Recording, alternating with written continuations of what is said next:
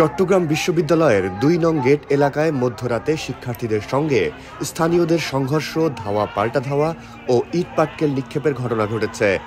এতে বিশ্ববিদ্যালয়ের শতাধিক শিক্ষার্থী আহত হয়েছেন। তাদের মধ্যে প্রায় ২০ শিক্ষার্থীকে চট্টগ্রাম মেডিকেলে স্থানান্তর করা হয়েছে।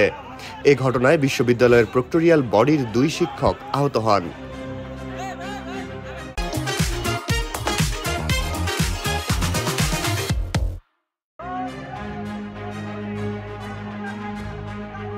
শিক্ষার্থীদের অভিযোগ, দর্শন বিভাগের এক নারী শিক্ষার্থীকে মেসের দারোয়ান মারধর করেন।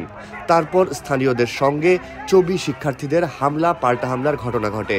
প্রত্যক্ষদর্শীরা জানান, ওই শিক্ষার্থী রাত আনুমানিক ১১টার দিকে বাসায় ফিরে গেট বন্ধ পান। তিনি একাধিকবার ধাক্কা দেওয়া সত্ত্বেও গেট খোলা হয়নি। পরে তার সহপাঠীরা এসে দারোয়ানকে গেট খুলতে অনুরোধ করেন, কিন্তু দারোয়ান রাজি হননি। এক পর্যায়ে চিৎকার চেঁচামেচির পর গেট খোলা হয়। এরপর ভেতরে ঢোকার সময় দারোয়ান ওই শিক্ষার্থীকে ধাক্কা ও মারধর করেন। এ ঘটনার পর ওই শিক্ষার্থী ও তার বন্ধুরা আত্মরক্ষার জন্য দারোয়ানের সঙ্গে বিবাদে জড়ান এবং পরিচিত সিনিয়রদের খবর দেন। তারা দারোয়ানকে আটকানোর চেষ্টা করলে তিনি দ্রুত ঘটনাস্থল থেকে পালিয়ে যান। এ খবর ক্যাম্পাসে ছড়িয়ে পড়লে আরও শিক্ষার্থী সেখানে জড়ো হন। এরপর স্থানীয়দের সঙ্গে শিক্ষার্থীদের ধাওয়া পাল্টা ধাওয়া সহ দফায় দফায় সংঘর্ষের ঘটনা ঘটে।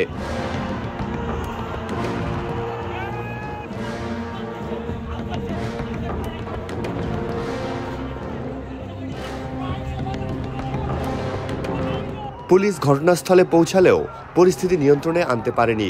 পরবর্তীতে রাত ৩:৩০টায় সেনাবাহিনী গিয়ে পরিস্থিতি নিয়ন্ত্রণে আনে। এ ঘটনার পর বিশ্ববিদ্যালয় ক্যাম্পাসে এখন থমথমে পরিস্থিতি বিরাজ করছে।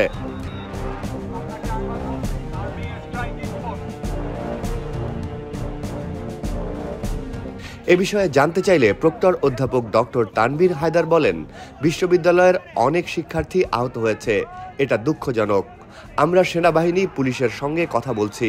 যারা এ ঘটনার সঙ্গে জড়িত তাদের বিরুদ্ধে সর্বোচ্চ ব্যবস্থা নেওয়া হবে। সংঘর্ষের পর বিশ্ববিদ্যালয় কর্তৃপক্ষ আজকের নির্ধারিত সব বিভাগীয় পরীক্ষা স্থগিত করেছে।